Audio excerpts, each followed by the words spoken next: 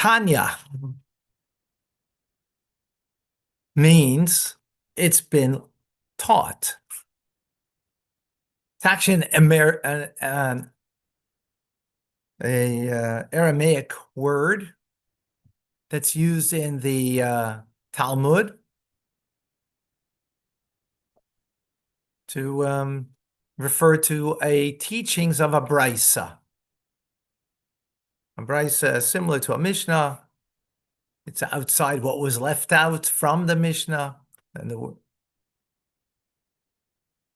that's what the literal word of Tanya means. The Arizal, the modern day master of Kabbalah, modern day, 16th century, that's modern for us,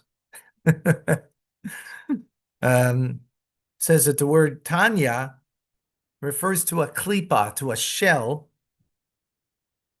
Now, it's a name of a specific kind of shell. I guess, you have like a shell of an egg, you have a shell of an orange, you have of an almond, and so on. But this is a shell. Sorry, one sec.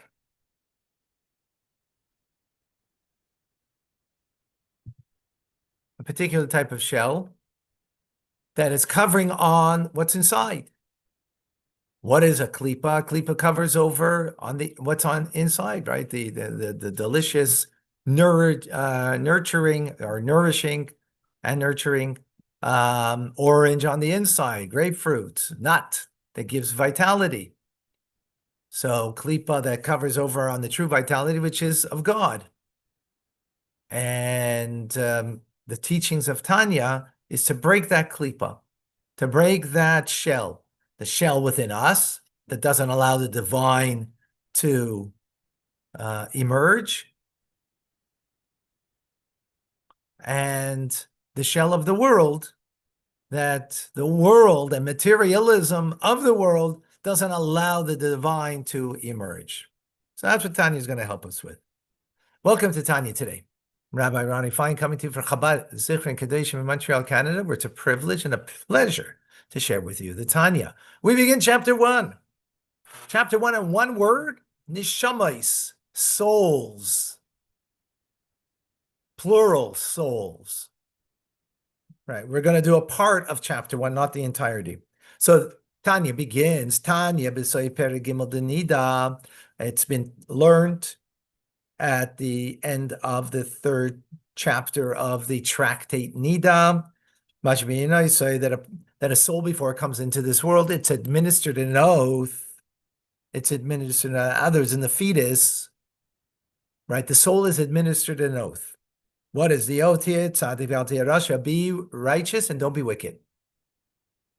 And even if the entire world tells you that you are righteous, you should be in your own eyes as wicked. Okay? So the Alter Rebbe says we need to understand this statement.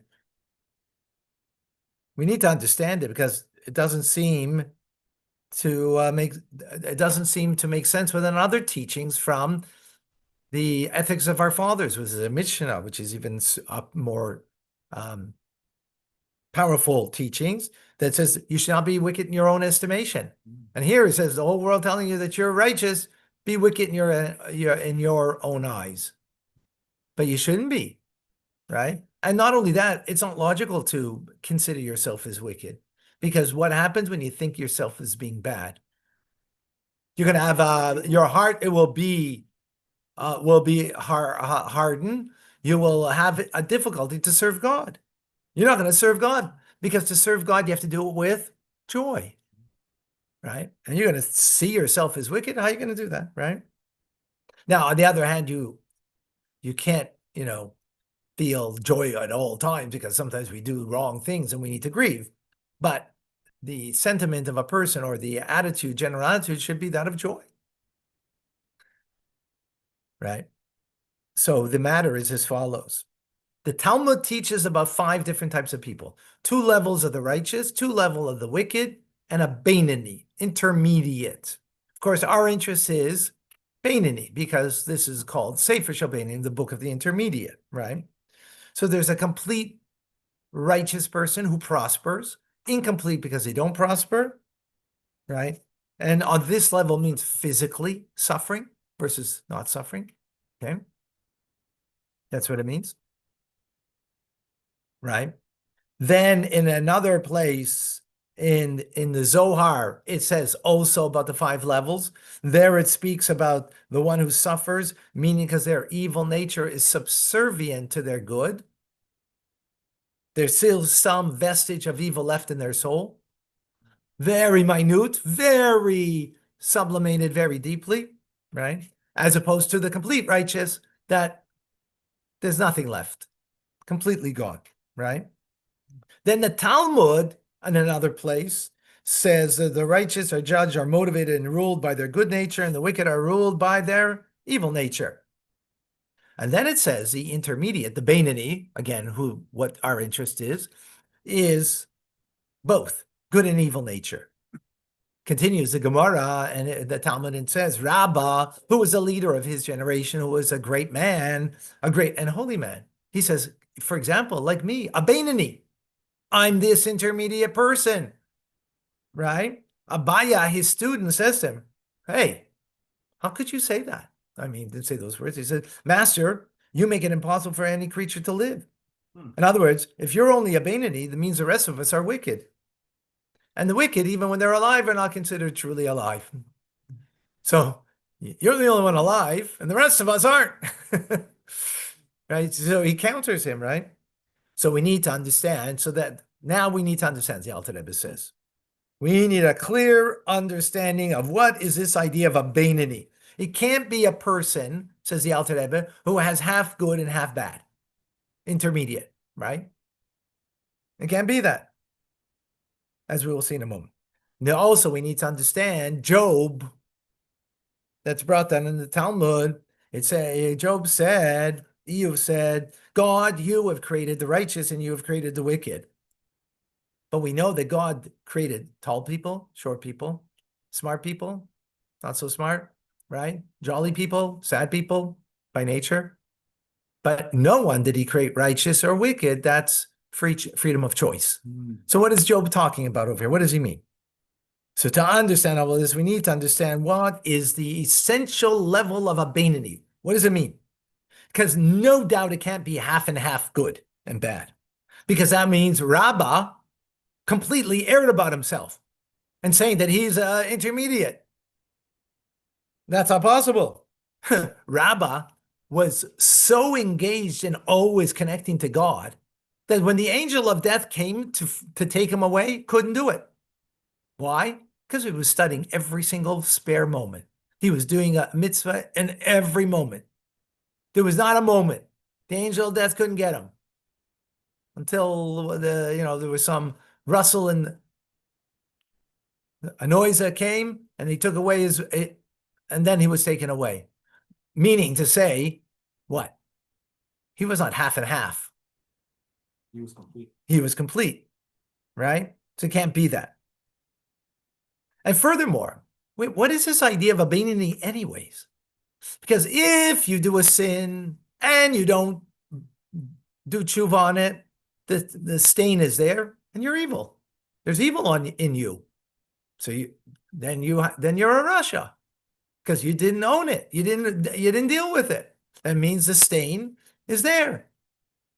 And if you did deal with it and you did tshuva, so you took away the stain, now you're righteous. So what is this idea of a Beinoni anyways? Right? How do we understand that? Furthermore, even a minor prohibition,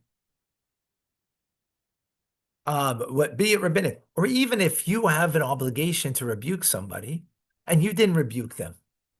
So it's their sin, not your sin, but you have an obligation, Torah, to rebuke somebody if there is that obligation. That's a different conversation, but if there would be the responsibility, you did nothing wrong, but that's a sin if you didn't rebuke somebody when you're supposed to. It's your sin, what they did wrong, because you're in a position, maybe as a teacher to your student, and you didn't say anything to them. Let's say, and you were supposed to, again, whatever that means, whatever the situation is. Furthermore, even it can't even be that this Beinoni is lacking in their study of Torah, because the sages teach us that if you are able to study Torah and you don't, that's a despise. God despises that, and the soul will be cut off. That person is for sure wicked. So we have to conclude over here that the Beinoni is not even guilty of neglecting the study of Torah. Can't be. Right?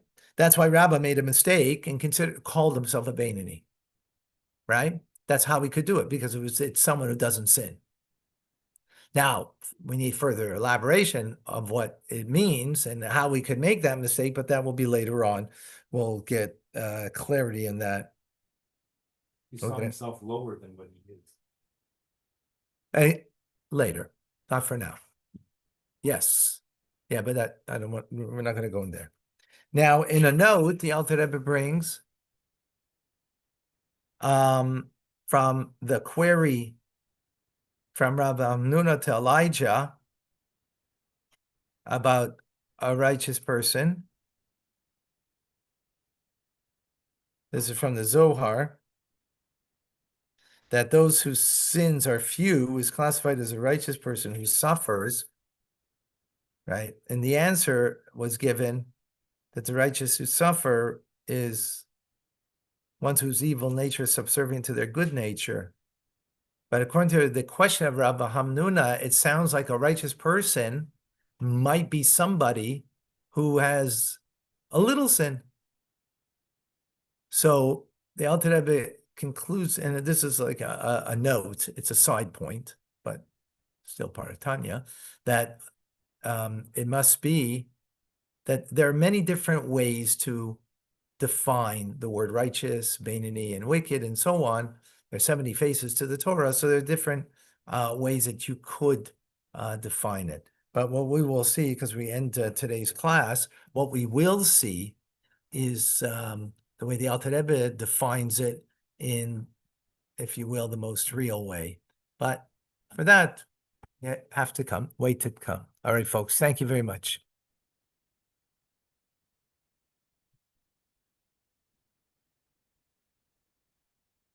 How long does it take to go through it? Is it 6 months or a year to go through? The whole book, Yeah. 5 books is a whole year. Well, This